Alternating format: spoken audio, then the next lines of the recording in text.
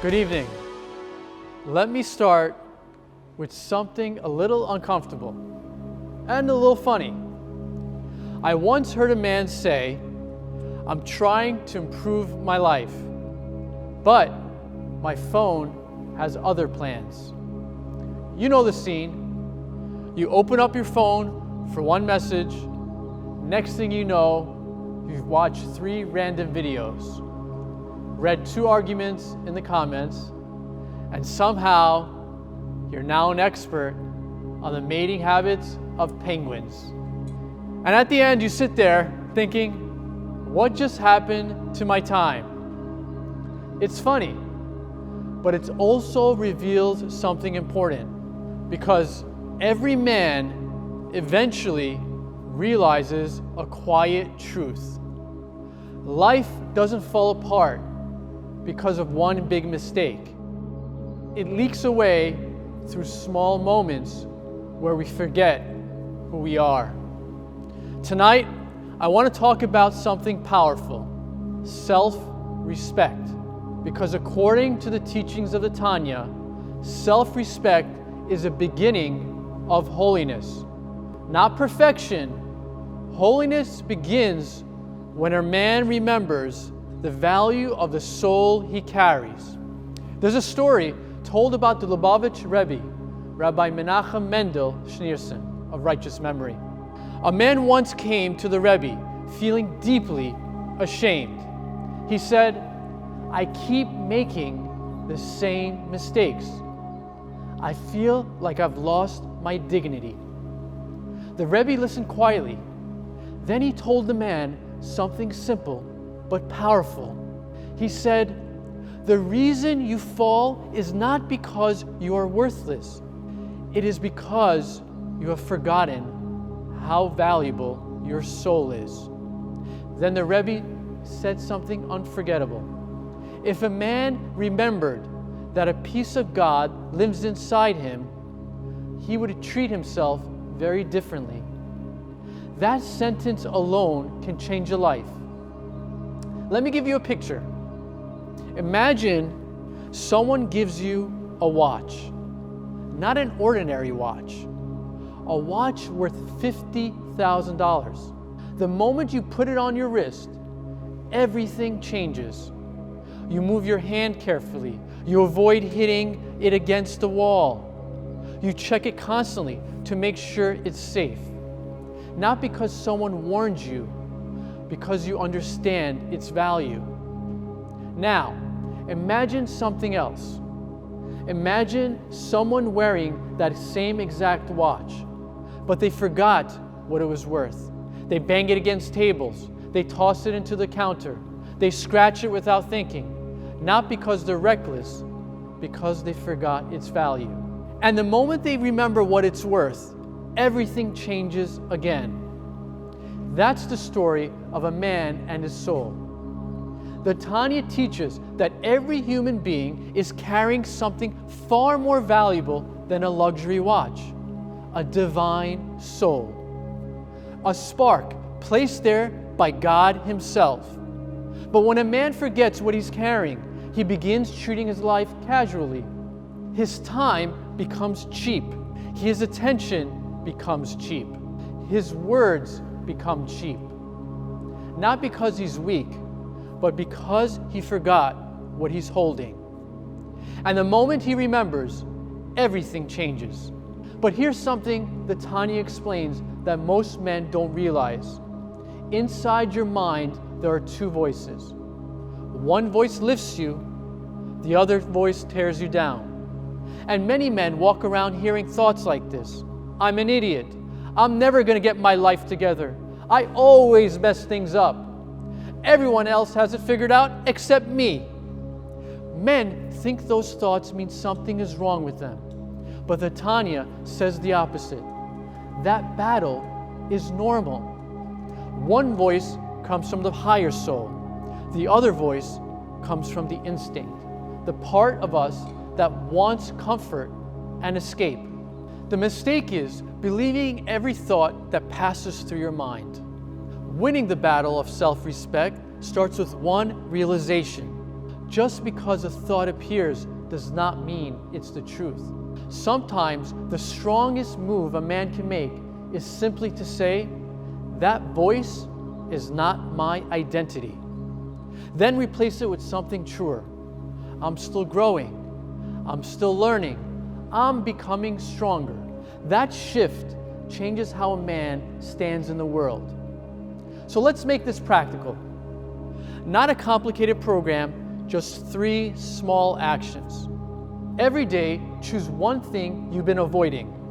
Not 10 things, just one. Maybe it's the email you've been putting off for 3 days. Maybe it's the difficult conversation you know you have to have. Maybe it's organizing that one corner of your life that's quietly been bothering you. Or maybe it's something simple but meaningful.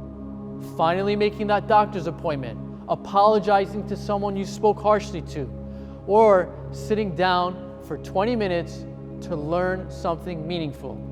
The key is this: choose one thing that your mind keeps postponing. Because when we delay something over and over again, a quiet message forms inside our mind. I avoid difficulty. And over time, that message weakens a man's confidence in himself. But the moment you face that one task and finish it, a different message forms. I am a man who finishes what he starts. And that message is powerful. It doesn't just solve a task. It changes how you see yourself. You walk differently, you speak differently, because deep down, your mind now knows something important. I can trust myself. And self-respect grows every time a man keeps a promise he made to himself. Number 2, speak to yourself like someone worth respect. Listen carefully to your inner dialogue. When you catch yourself saying, I'm such an idiot, pause, correct it. Say instead, I made a mistake, but I'm learning. This isn't positive thinking, it's truth. The Tanya explains that your soul is pure, even when your behavior needs work. You're not your worst moment. Number 3, show honor to someone else. One powerful way to restore dignity inside yourself is to give dignity to someone else. Encourage someone, thank someone, lift someone up who didn't expect it. When you recognize the value in another person, you reconnect with the value inside yourself. The Tanya teaches something extraordinary, but to really understand it, we need to approach it to the way Hasidus teaches us to approach ideas. First, with Chokhmah, the spark of the idea. Then, Bina, understanding it clearly. And finally, Das, letting it settle into the heart. So let's walk this through together. Chokhmah means the idea. The idea is simple. Holiness doesn't begin in heaven. Holiness begins in choices. Not huge, dramatic choices, small ones. The moment a man chooses dignity instead of impulse, something holy is revealed. Next, Bina, understanding. Now let's understand why. The Tanya explains that holiness, Kedusha, means something that is aligned with the purpose for which it was created. When something lives according to its purpose, it becomes elevated. And when a human being lives according to the dignity of the soul inside him, his actions become holy. Think about that for a moment. Holiness isn't some distant spiritual achievement. It begins the moment a man chooses. I will act according to the greatness inside me, not according to the lowest impulse. It means internalizing. Now here's where the idea becomes real. Because once you understand this, something changes in how you see your life. You realize you don't need to become someone else. You don't need to add something foreign to yourself. You're not trying to import holiness from the outside. You are uncovering something that was already placed inside you. The divine soul is already there. The dignity is already there. The holiness is already there. Every time you choose patience instead of anger, every time you choose integrity instead of convenience, every time you choose growth instead of laziness, you are simply revealing what was already within you. And when a man understands that deeply, his life stops feeling like a struggle to become something new. It becomes a process of uncovering who he truly is. And that realization is incredibly empowering, because it means the greatness you're searching for is already inside you. You just need to live in a way that reveals it. Let me leave you with this. You're not just another person moving through life. You are carrying a soul that came from something eternal. When a man remembers that, he stops living casually.